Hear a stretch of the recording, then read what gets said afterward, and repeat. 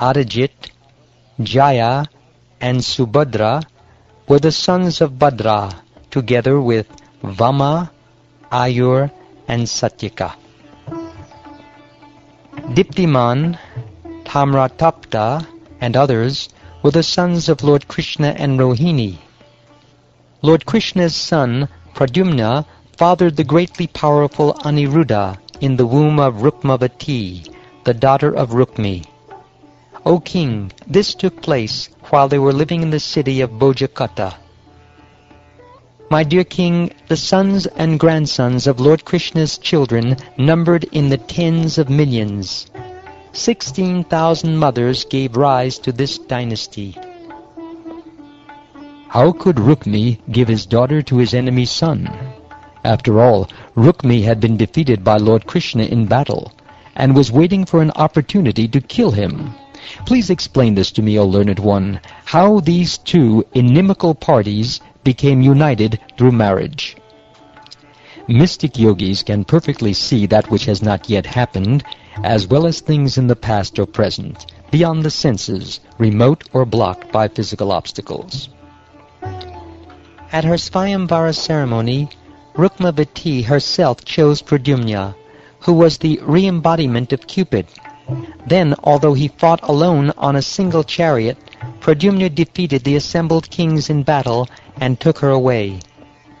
Though Rukmi always remembered his enmity toward Lord Krishna, who had insulted him, in order to please his sister, he sanctioned his daughter's marriage to his nephew.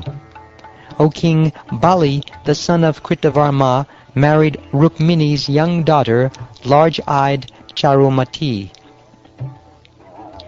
Rukmi gave her granddaughter Rochana to his daughter's son, Aniruddha, despite Rukmi's relentless feud with Lord Hari. Although Rukmi considered this marriage irreligious, he wanted to please his sister, bound as he was by the ropes of affection. On the joyous occasion of that marriage, O king, Queen Rukmini, Lord Balaram, Lord Krishna, and several of the Lord's sons, headed by Samba and Pradyumna, went to the city of Bojakata. After the wedding, a group of arrogant kings, headed by the king of Kalinga, told Rukmi, "You should defeat Balaram at dice.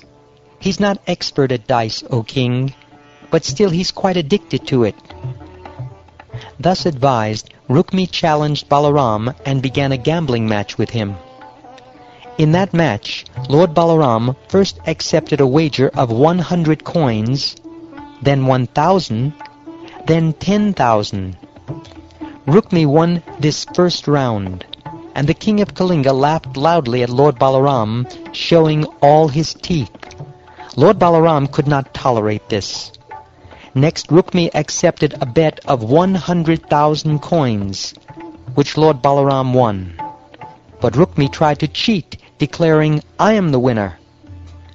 Shaking with anger, like the ocean on the full moon day, handsome Lord Balaram, his naturally reddish eyes even redder in his fury, accepted a wager of 100 million gold coins.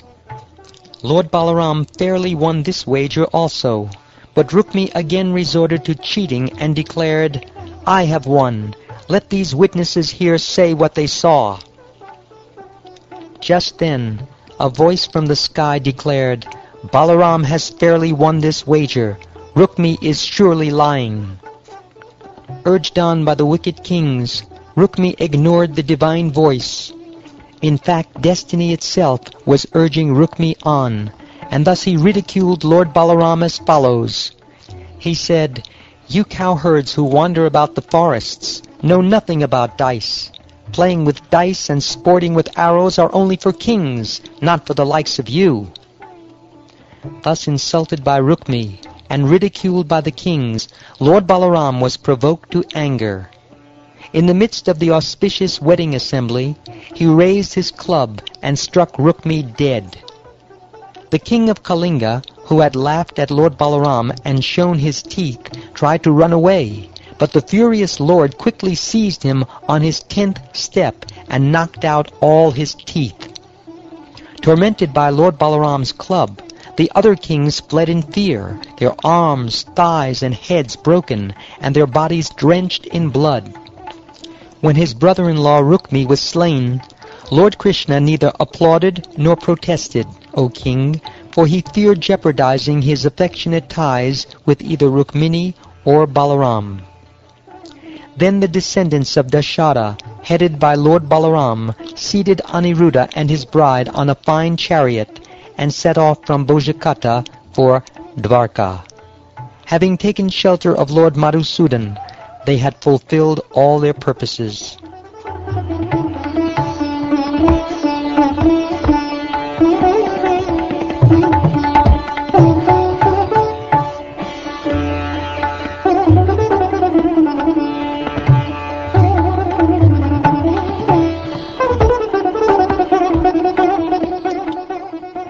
Thus ends the 61st chapter of the 10th canto of the Shrimad Bhagavatam, entitled Lord Balaram Slays Rukmi.